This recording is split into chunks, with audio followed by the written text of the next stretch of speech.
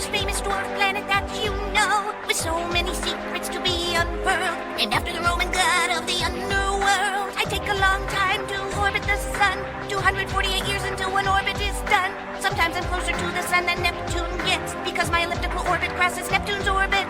I used to be planet number 9, but that was before a planet was defined. I orbit in the Kuiper belt, I haven't broken free, so dwarf planet is what they now call me. My Tomba discovered me in 1930, and for 76 years the 9th planet was me.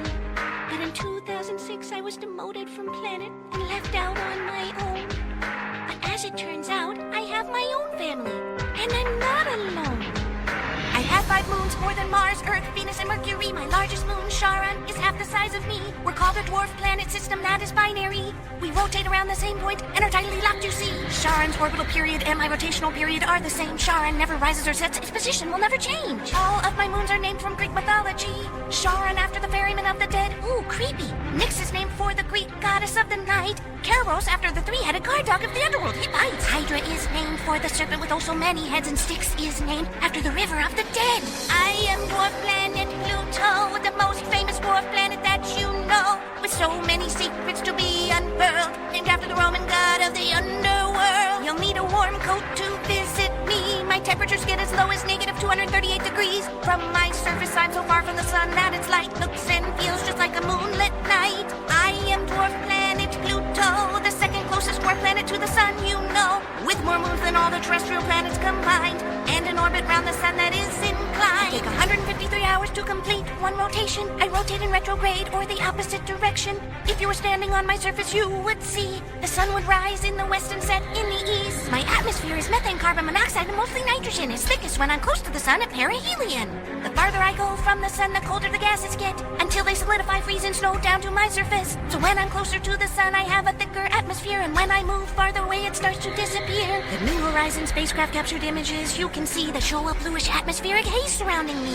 I am dwarf planet Pluto, the most famous dwarf planet that you know, with so many secrets to be unfurled, named after the Roman god of the underworld. I used to be planet number 9, but that was before a planet was defined. I orbit in the Kuiper belt, I haven't broken free, so dwarf planet is what they now call me. I am dwarf planet Pluto. I'm smaller than your moon, about 2/3 the size or so. I'm half the width of the United States approximately.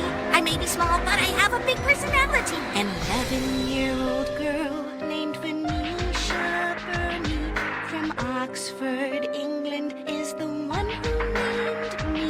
She thought the god of the underworld had a name that fits suitably. I was such an exciting discovery. Even Disney's lovable dog Pluto was named after me. I also have an element named after me. Plutonium was discovered in 1940. New Horizons spacecraft visited me in 2015, capturing images that have never been seen. I have a big heart, my most lovable trait, called the Tomba Regio, 1,000 miles wide. It's great. I am dwarf planet Pluto, the most famous dwarf planet that you know, with so many secrets to be unfurled, named after the Roman god of the underworld. I am dwarf planet Pluto, the second closest dwarf planet to the sun, you know, with more moons than all the terrestrial planets combined, and an orbit round the sun that is inclined. I used to be planet number 9, but I never quite fit in because I'm one of a kind. A dwarf planet is what they call me now. Whatever they call me, I know I'm awesome anyhow. Beyond the 8 planets, in my own eccentric incline.